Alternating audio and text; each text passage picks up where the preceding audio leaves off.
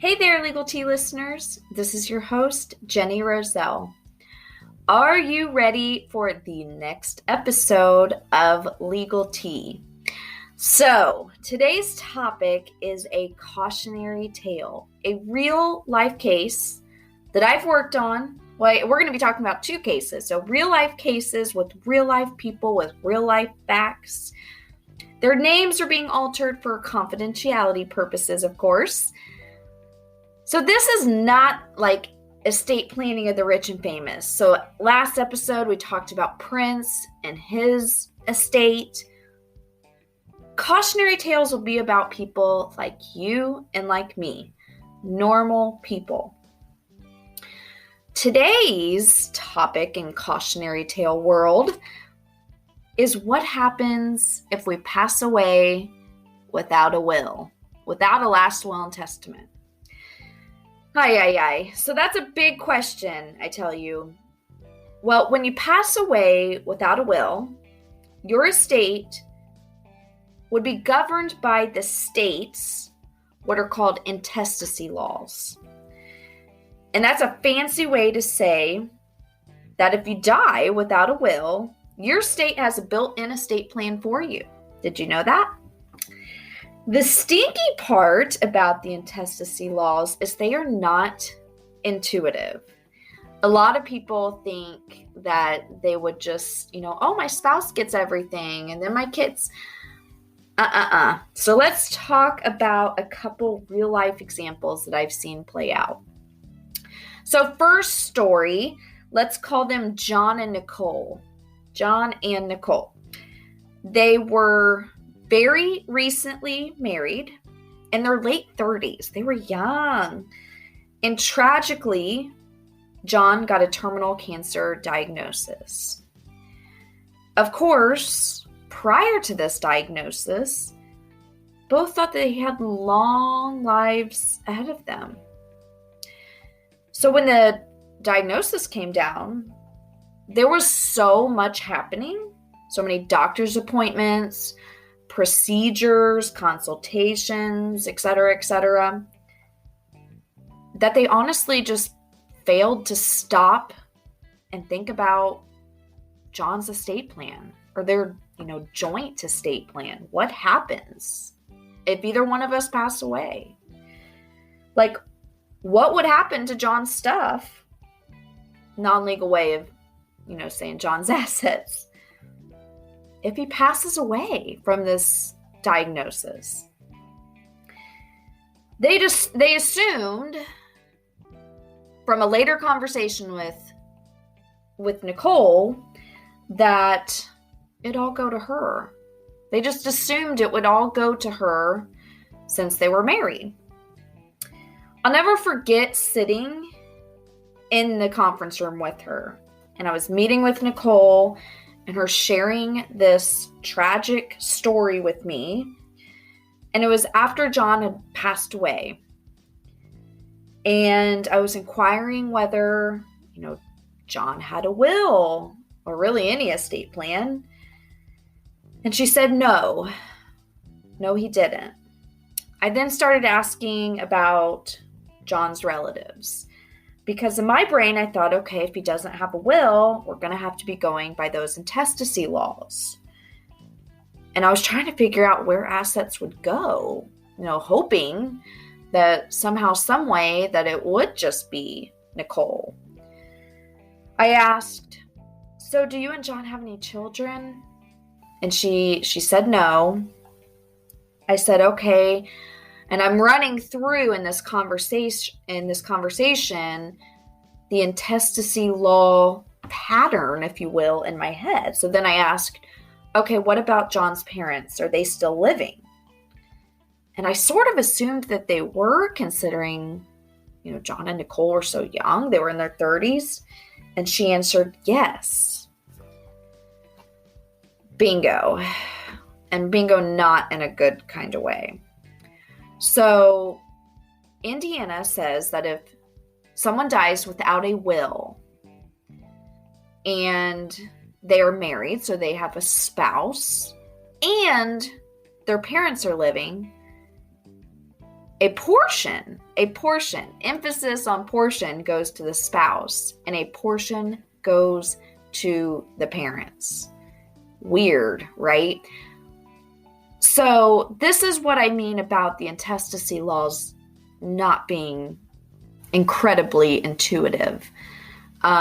Because like Nicole shared with me, they assumed everything would go to her. So after she shares with me that John's parents are living, I get to be the bearer of bad news. I remember gently explaining these intestacy laws to Nicole, and specifically sharing that his parents are oddly entitled to a portion of John's estate.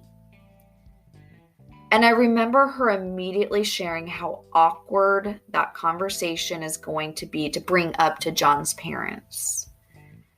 So keep in mind, these weird money conversations are all happening while Nicole is grieving the loss of her husband.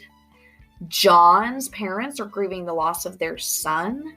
Like, this is not ideal at all.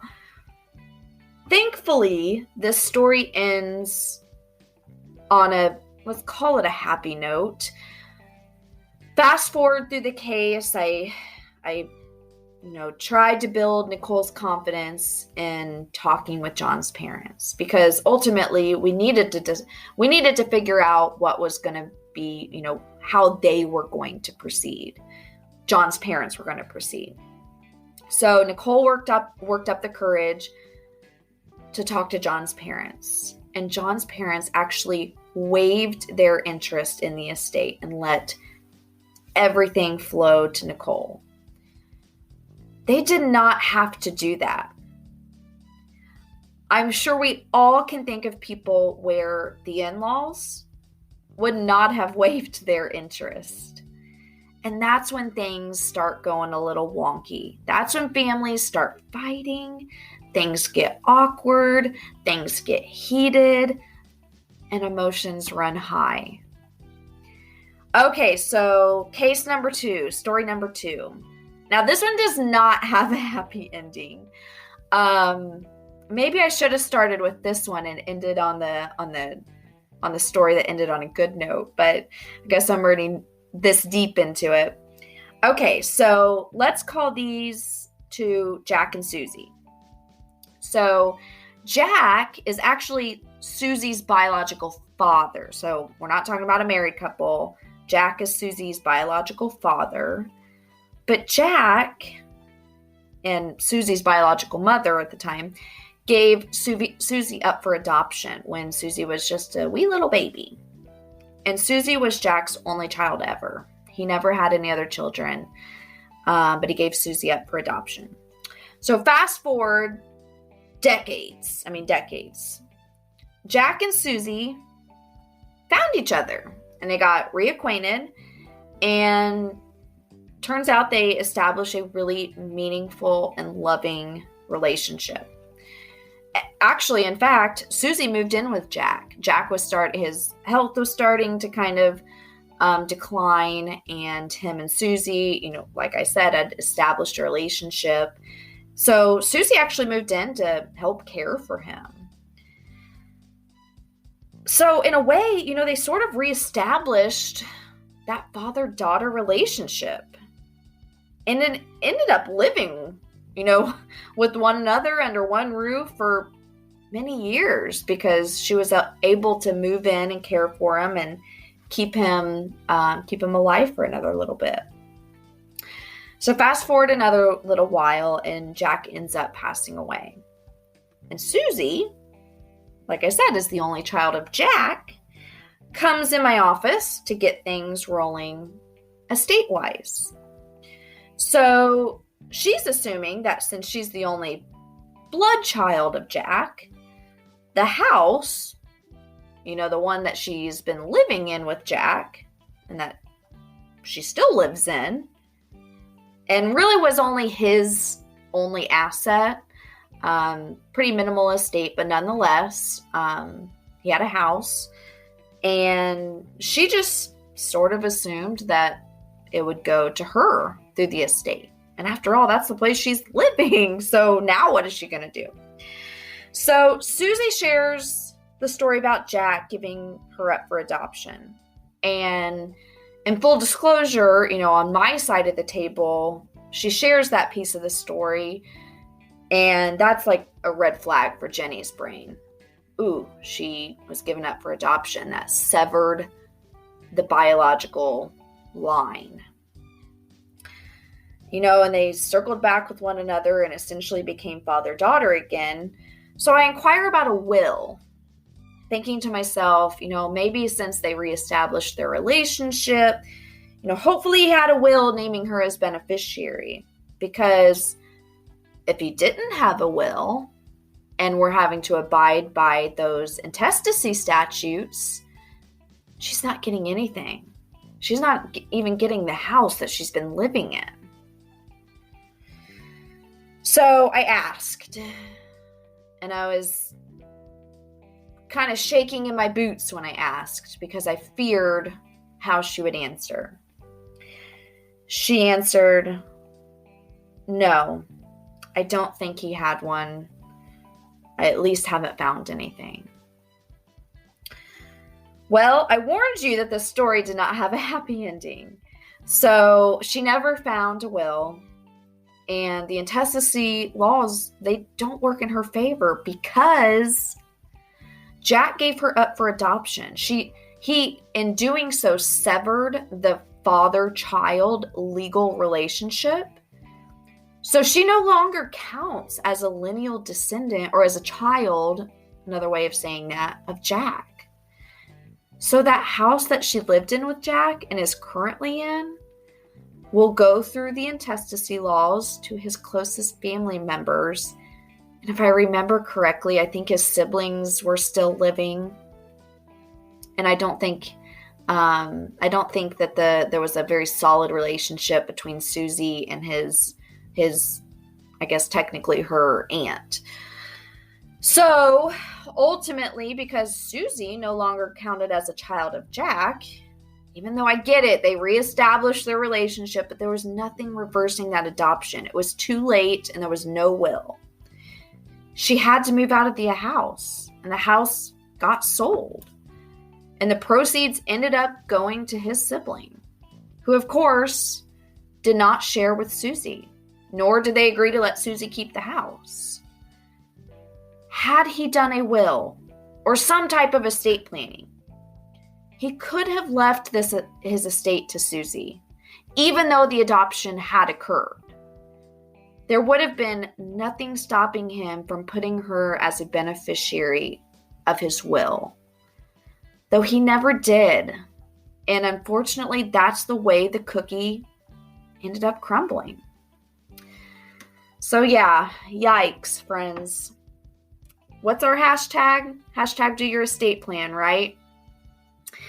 Alrighty, so next week's topic is going to be the current trend, kind of hot topic. Something I've seen or run across that I think would be interesting to talk about here. And next week, I'm so excited for next week's because we're going to be talking about Britney Spears. Yes, that seems really weird for an estate attorney like me to be discussing Britney Spears. But hear me out.